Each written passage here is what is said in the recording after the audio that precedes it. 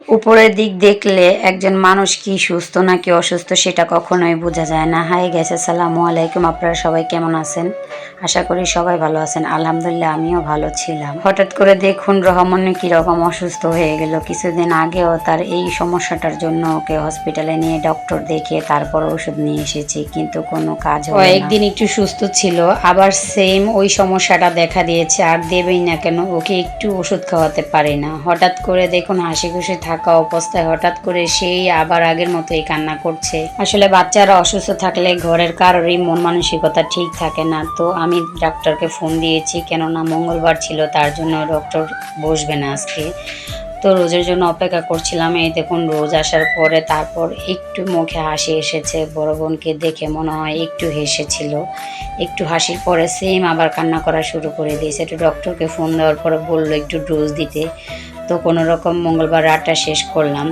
তারপর আবার ডক্টরকে ফোন দিয়ে সিরিয়াল দিয়েছি, তাও আবার ৭২ নম্বর সিরিয়াল। কি করার আছে, অনেক রাত হয়ে গেছে। তারপর রওনা দিয়ে দিলাম হসপিটালে যাওয়ার উদ্দেশ্যে। তো আমার ছোট ভাইকে নিয়ে গিয়েছি, আজকে রোজকে নিয়ে আসিনি, কেননা লামহা আর নূর বাসায় একা, তার জন্য। তো আমার ছোট ভাই সমবয়সী ওই ছেলেটারই হচ্ছে গাড়িটা নিয়ে যাচ্ছি। তারপর রাস্তায় একদল ওর বন্ধুরা উঠলো আমাদের সাথে, ওরা মার্কেটে নেমে গেছে। তো আমরা হসপিটালের সামনে যাচ্ছি। এদিকে তো এবার দেখা যাচ্ছে সবজির দাম অনেক কমে গেছে। তো আমরা ওদিকে তাকাইনি, আমরা হসপিটালের উদ্দেশ্যে রওনা দিয়েছি।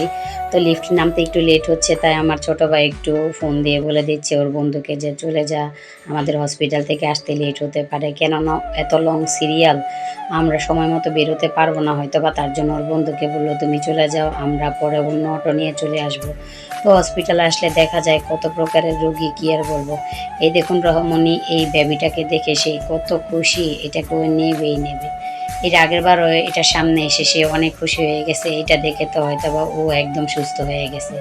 তো আমি অবাক হয়ে তাকিয়ে দেখলাম যে আসলে বাচ্চারা একটু বাহিরে ঘোরাফেরা করলে ওদের মনটা একটু অন্যরকম ভালো থাকে।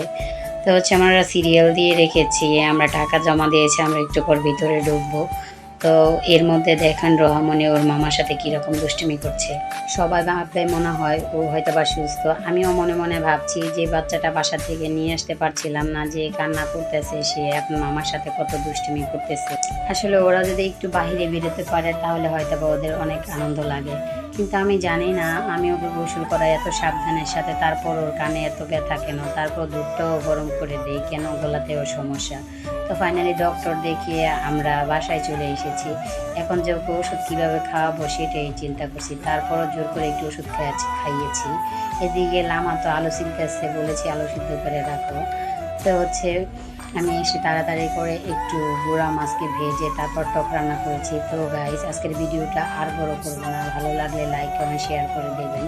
সবাই ভালো থাকবেন, সুস্থ থাকবেন। আল্লাহ হাফেজ।